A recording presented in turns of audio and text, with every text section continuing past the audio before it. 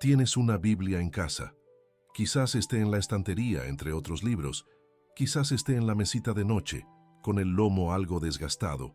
Quizás sea ese que te regalaron, con tu nombre grabado en la portada, y que has hojeado varias veces sin saber muy bien por dónde empezar. La mayoría de la gente tiene una Biblia, pero casi nadie se ha detenido a hacer la pregunta más básica de todas. ¿Qué es exactamente este libro que tengo en mis manos? Y no es una pregunta sencilla, porque la respuesta sorprenderá a mucha gente. La Biblia no es un libro, no en el sentido común de la palabra. Tiene una cubierta, tiene páginas, parece un libro, pero cuando la abres y empiezas a mirarla con atención, te das cuenta de que dentro hay algo mucho más grande de lo que imaginabas. Existen 73 textos diferentes, escritos por aproximadamente 40 personas distintas, en 3 idiomas: hebreo, arameo y griego. A lo largo de aproximadamente 1500 años, desde la época de Moisés, alrededor de 1200 años antes de Cristo, hasta finales del primer siglo de la era cristiana. Piénsalo por un segundo. 1500 años. Esto significa que los primeros textos de la Biblia fueron escritos hace más de 3000 años, que entre el autor del primer libro y el del último hay una distancia mayor que la que nos separa de la Edad Media, que no hay un solo ser humano que haya leído todo esto por primera vez con sus propios ojos. Y aquí surge la pregunta que inquieta a muchos. Si es tan complicado, ¿cómo podemos confiar en él? ¿Cómo puede un libro escrito por 40 personas diferentes a lo largo de 1500 años tener coherencia? ¿Acaso puede decir algo verdadero? ¿Puede ser la palabra de Dios? Son preguntas sinceras y merecen respuestas sinceras. Eso es exactamente lo que vamos a hacer en este episodio y a lo largo de toda la serie. No vamos a fingir que la Biblia es simple. No te vamos a tratar como alguien que necesita respuestas prefabricadas sin comprender el porqué. Vamos a profundizar en este libro, que en realidad es una biblioteca entera. Vamos a comprender qué es, cómo fue escrito, por qué podemos confiar en él y cómo leerlo de una manera que transforme tu vida. Hoy, en este primer episodio, el objetivo es sencillo. Cuando termines de verlo, quiero que puedas responder con claridad y seguridad a la pregunta más fundamental de todas: ¿qué es la Biblia? Parece sencillo, pero casi nadie sabe realmente la respuesta. Comencemos. Imagina que estás parado en la puerta de una biblioteca. No es una biblioteca pequeña, sino grande, con varias secciones distintas. Al entrar, uno se da cuenta enseguida de que hay una sección de historia, una de poesía, una de filosofía, una de cartas y una de profecías. Cada sección tiene sus propios libros, su propio lenguaje y sus propios propósitos. Nadie entra en una biblioteca así y coge el primer libro del primer estante sin saber qué está leyendo. Nadie espera que un manual de leyes esté escrito como un poema. A nadie le sorprende que un libro de cuentos utilice recursos dramáticos que un libro de ciencia jamás usaría. Eso es precisamente lo que es la Biblia, una biblioteca. Y comprender esto cambia por completo la forma en que vas a leerlo. La división principal. La Biblia se divide en 2 partes principales que ya conoces por su nombre: el Antiguo Testamento y el Nuevo Testamento. El Antiguo Testamento consta de 46 libros.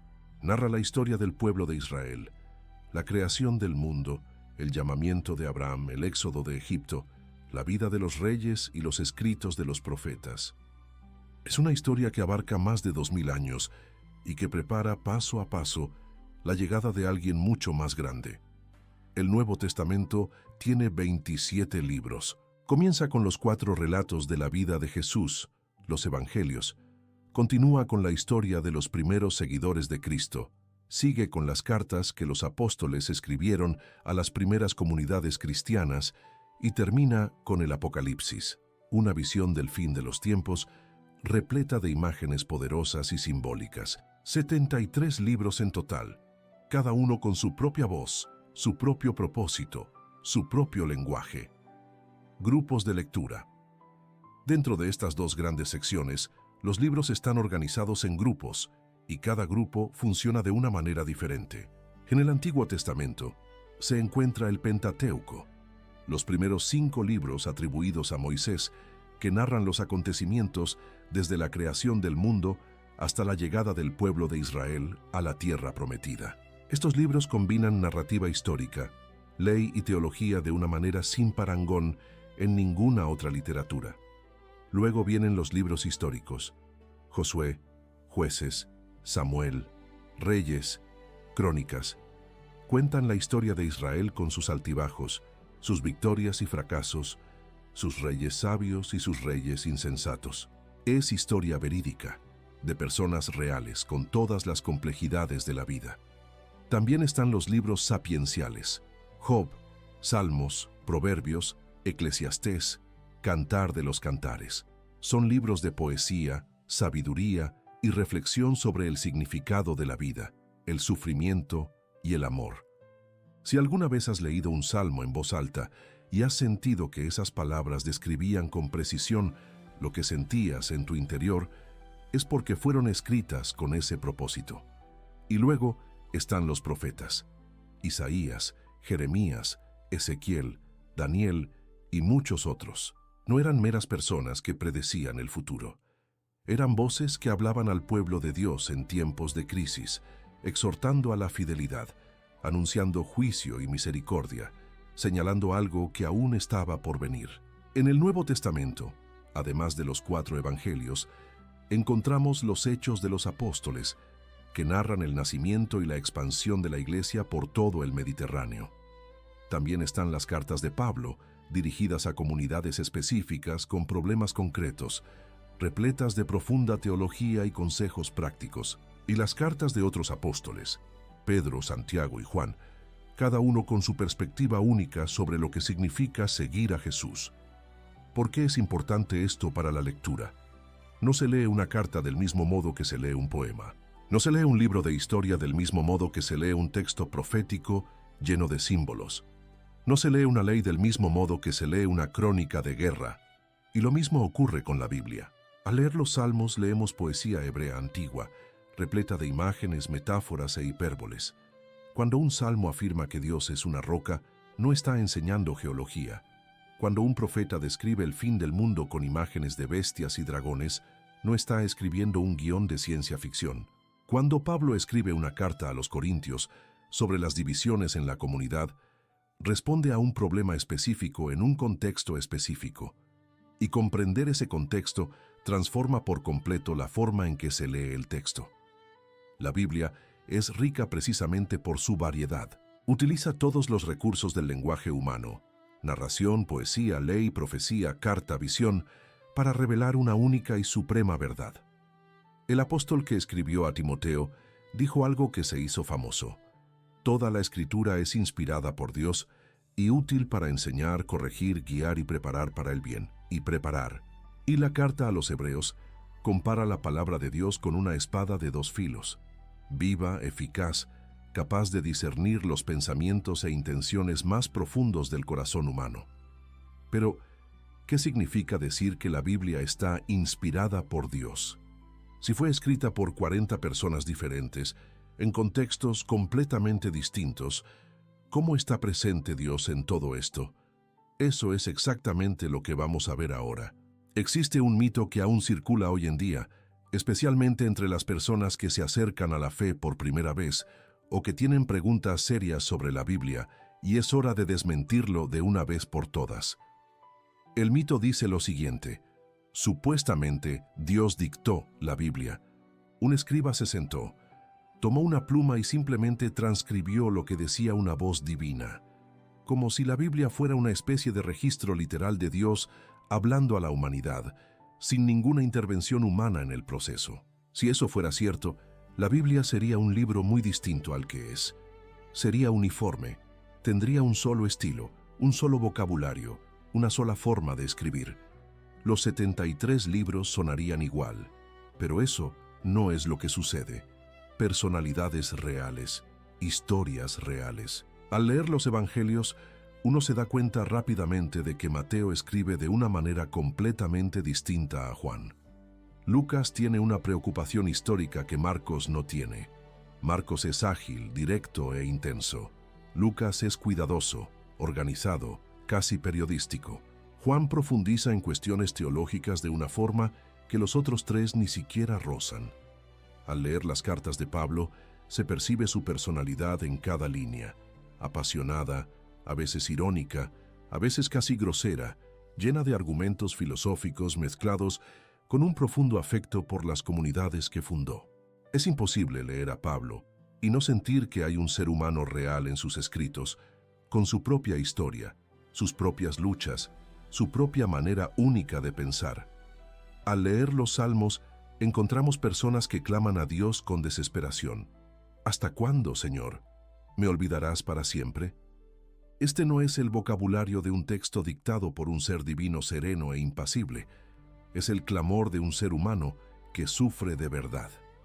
Los autores de la Biblia fueron personas reales, con culturas, contextos históricos y formas de pensar específicas, con limitaciones humanas reales, con vocabularios moldeados por las lenguas de su época.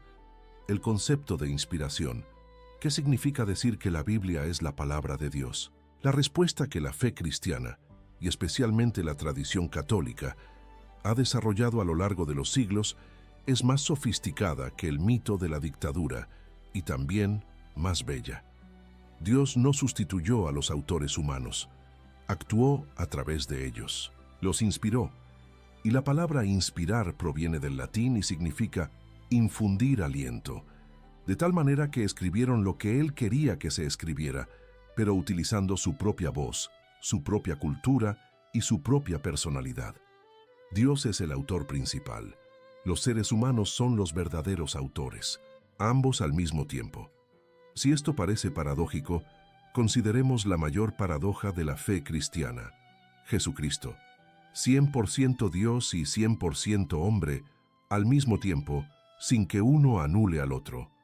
La humanidad de Jesús no lo hace menos divino, y su divinidad no borra su humanidad real y concreta, la que lloró ante la tumba de Lázaro, la que sintió cansancio, la que tuvo hambre. La Biblia tiene una lógica similar. El origen divino no anula la expresión humana, y la expresión humana no invalida la verdad divina. El Concilio Vaticano II, una gran reunión de obispos de todo el mundo que tuvo lugar entre 1962 y 1965, produjo un documento llamado Dei Verbum, que en español significa la palabra de Dios. Este documento trata precisamente de esto: cómo comprender la relación entre Dios y los autores humanos de la Biblia, y cómo leer las Escrituras con fidelidad. ¿Qué significa esto en la práctica? He aquí una consecuencia importante de todo esto, que cambia la forma en que lees la Biblia. Si los autores fueron seres humanos reales, con culturas y contextos reales, entonces es necesario tomar en serio esos contextos para comprender lo que escribieron. Un texto escrito hace 3000 años en Oriente Medio no se rige por las mismas reglas que un libro científico del siglo XXI. Cuando el Génesis describe la creación del mundo en 6 días, no está escribiendo un manual de cosmología moderna, sino que utiliza el lenguaje y los recursos literarios disponibles en esa cultura para transmitir una profunda verdad sobre quién creó el mundo y por qué. Esto no significa que la Biblia esté equivocada al hablar de la creación. Significa que debemos preguntarnos, ¿cuál era el propósito del autor al escribir esto? ¿Qué intentaba transmitir? ¿A qué público se dirigía? ¿En qué contexto literario encaja este texto? Y lo que la fe católica afirma firmemente es que cuando se formulan correctamente estas preguntas, lo que la Biblia pretende transmitir, las verdades sobre Dios, sobre la humanidad, sobre la salvación, es absolutamente fiable. La Biblia no se equivoca en lo que se propone enseñar. La segunda carta de Pedro dice algo fundamental. Ninguna profecía de las Escrituras proviene de una interpretación privada. Los autores fueron inspirados por el Espíritu Santo, seres humanos reales, auténtica inspiración divina. 2 elementos que no se anulan entre sí, sino que se complementan. Pero si la Biblia es todo eso, una biblioteca de 73 libros, escritos por 40 personas a lo largo de 1500 años, con orígenes divinos expresados en voces humanas, ¿Cuál es, después de todo, su propósito? ¿Por qué hizo Dios esto? ¿Qué quiere decirnos? Existe una forma de leer la Biblia que produce más confusión que claridad. Y curiosamente es la más común. Es como leer la Biblia como si fuera un manual, un libro de texto de ciencias. Busca respuestas sobre cómo se creó el universo, la edad de la Tierra y el origen de los animales. Un libro de texto de historia. Busca confirmación arqueológica para cada detalle narrativo. Un libro de texto de derecho. Extrae normas de conducta de versículos aislados, sin contexto, sin comprender lo que sucedió antes ni lo que sucede después. Cuando lees la Biblia como si fuera un manual, te frustrarás. Te parecerá contradictoria, confusa, a veces violenta, a veces anticuada, y concluirás que no funciona, cuando en realidad el problema radicaba en tu forma de leerla. El propósito central de la Biblia. La Biblia no fue escrita para ser un manual de ningún tipo. Fue escrita para revelar dos cosas fundamentales: quién es Dios y cómo ama a la humanidad. Ese es el objetivo. Eso es todo, pero es enorme. Cada uno de los 73 libros, con su variedad de estilos y contextos, apunta en la misma dirección. La historia de Abraham no está en la Biblia para enseñarnos antropología del antiguo Oriente Medio. Está ahí para mostrarnos lo que significa confiar en Dios cuando todo parece imposible, y cómo Dios es fiel a sus promesas incluso cuando no entendemos lo que está haciendo. El libro de Job no pretende ofrecer una respuesta filosófica definitiva sobre el sufrimiento. Su propósito es mostrar que Dios está presente incluso en el sufrimiento más profundo, y que pedirle, cuestionar y clamar a Él no es falta de fe, sino fe auténtica. Los evangelios no fueron escritos como biografías en el sentido periodístico moderno. El propio Juan lo afirma al final de su relato. Estas cosas se han escrito para que creáis que Jesús es el Cristo, el Hijo de Dios, y para que, creyendo, tengáis vida en su nombre. El objetivo no es informar, sino transformar. Una sola historia con principio, desarrollo y final. Y he aquí algo que muy poca gente comprende, pero que lo cambia todo. La Biblia cuenta una sola historia, con un principio, un desarrollo y un final. Todo comienza en el Génesis. Dios crea un mundo bueno, crea a los seres humanos a su imagen y semejanza, y establece una relación de amor y confianza. Esta relación se rompe cuando la humanidad decide vivir sin Dios, por su cuenta, y las consecuencias de esta ruptura se extienden a lo largo de la historia. La parte central narra cómo Dios intenta restaurar esta relación rota. Llama a Abraham, establece un pacto con Israel, envía profetas, libera a su pueblo de la esclavitud y acompaña su historia con una paciencia casi incomprensible. Y toda esta historia de pacto y redención converge paso a paso hacia un punto central. El punto central es Jesucristo. El Nuevo Testamento afirma que todo en el Antiguo Testamento, las profecías, las leyes, los rituales, las historias, apuntaba a Él.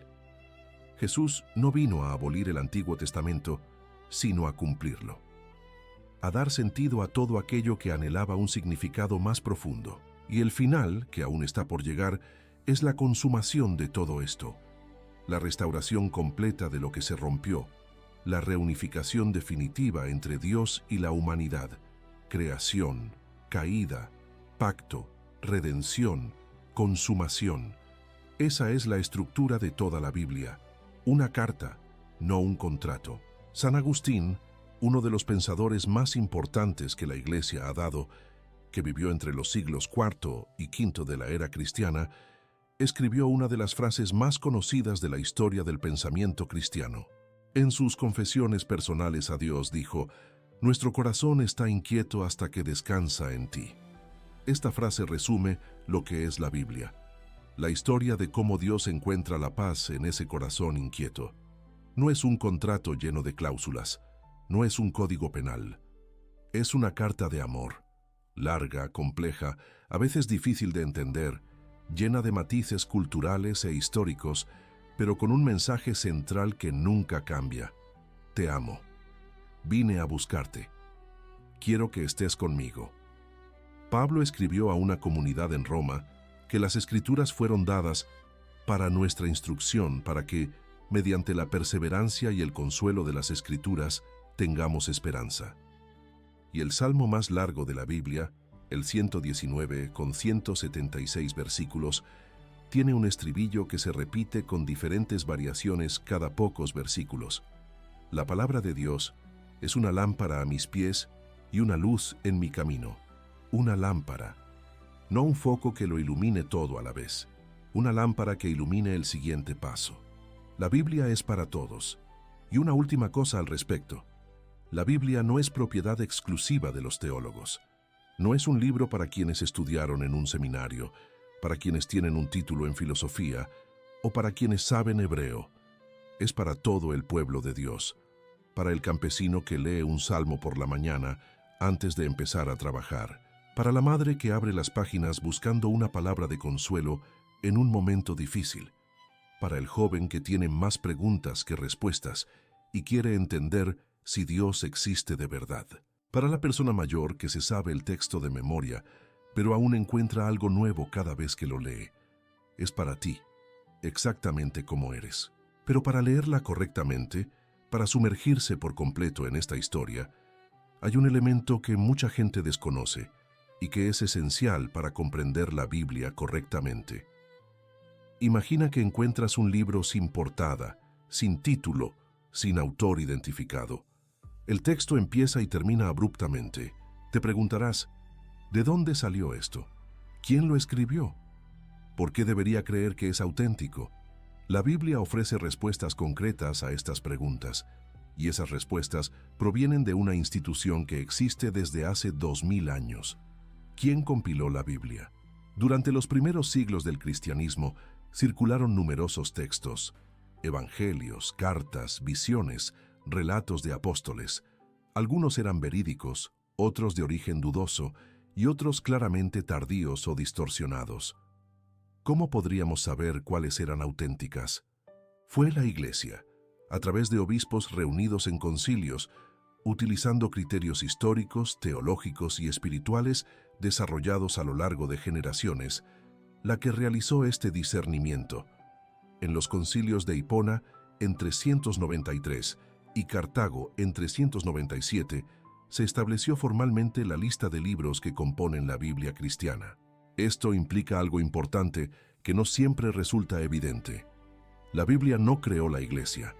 La Iglesia, entendida como la comunidad de fe reunida en torno a Jesús, existía antes de que se escribiera, copiara y distribuyera cualquier texto del Nuevo Testamento.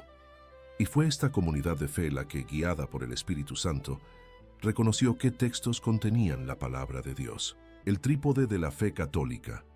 La tradición católica fundamenta su fe en tres pilares que trabajan conjuntamente: la Sagrada Escritura, la tradición y el llamado magisterio, que es simplemente la autoridad docente de la Iglesia.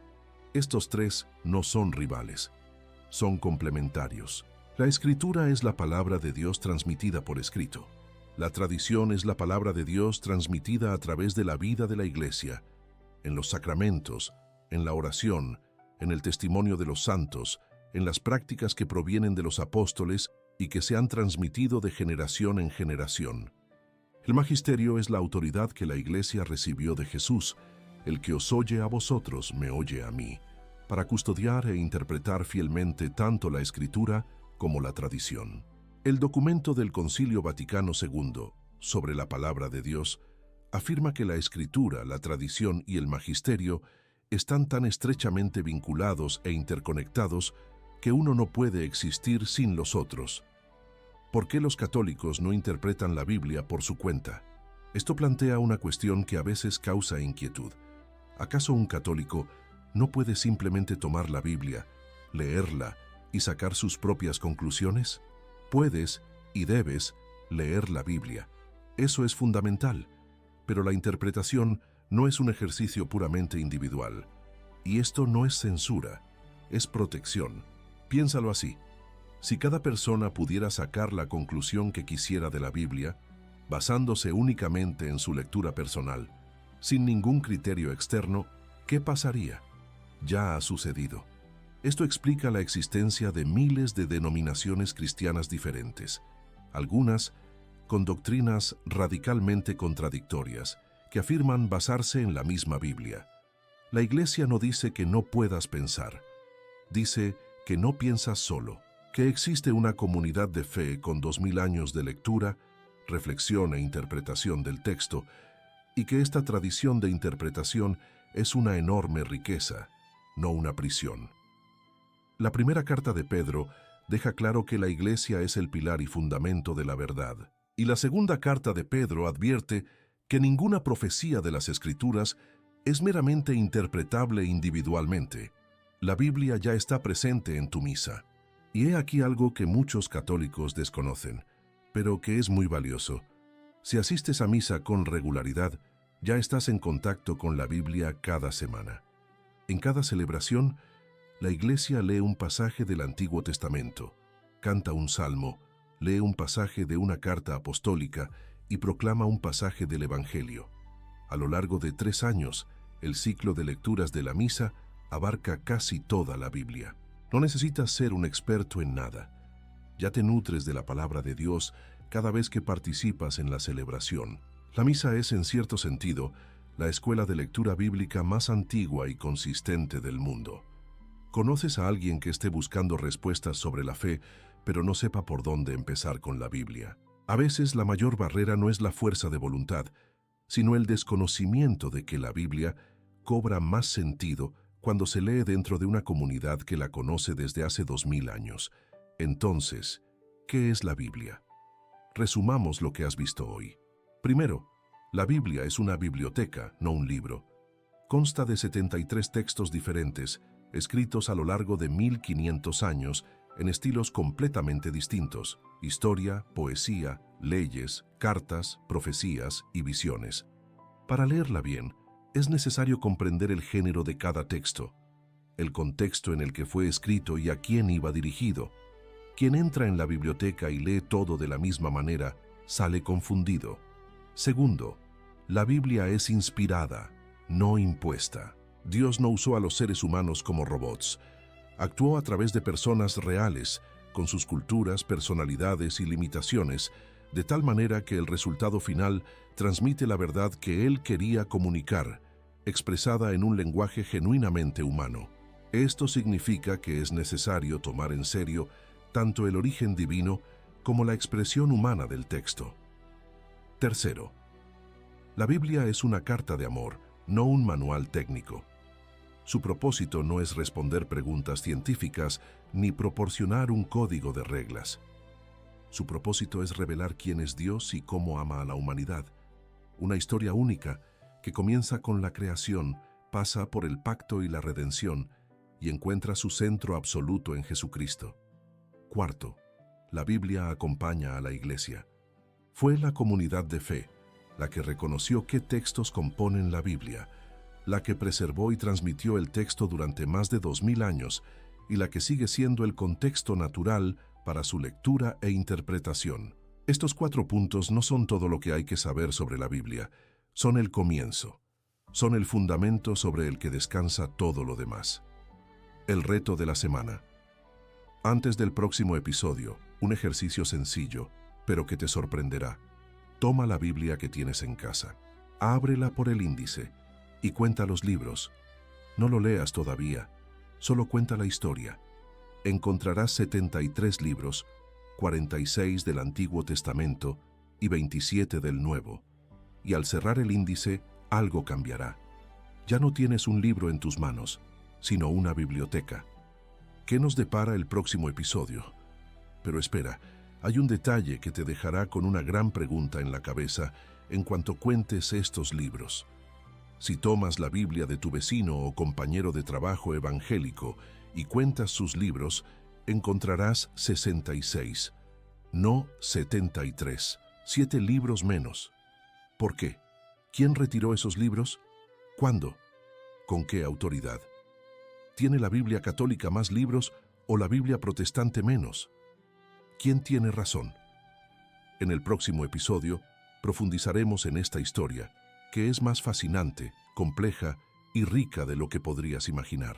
Involucra al judaísmo del siglo I, la Reforma del siglo XVI, un monje alemán llamado Martín Lutero y una decisión que ha dividido al mundo cristiano hasta nuestros días. Si quieres comprender verdaderamente la Biblia, esta es una de las historias más importantes que puedes aprender. Hasta entonces.